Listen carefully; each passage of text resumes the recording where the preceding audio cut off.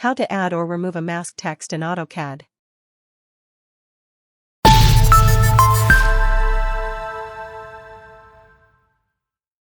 Welcome back to Sonic Tech.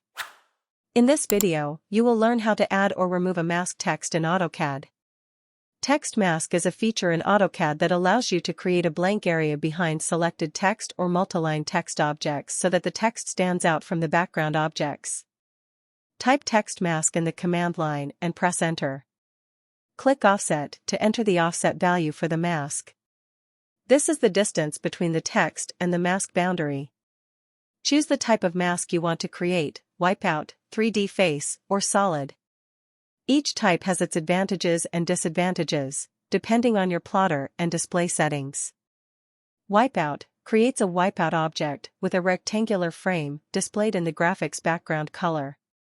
3D face creates a 3D face object. Solid creates a 2D solid object in a specified color. Press Enter to complete the command. The text objects and the mask objects are grouped, so you can move, copy, and erase them as a unit.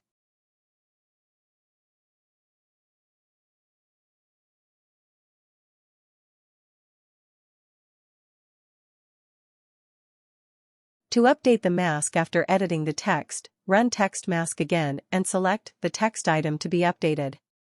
The previous mask object is erased and a new one is created.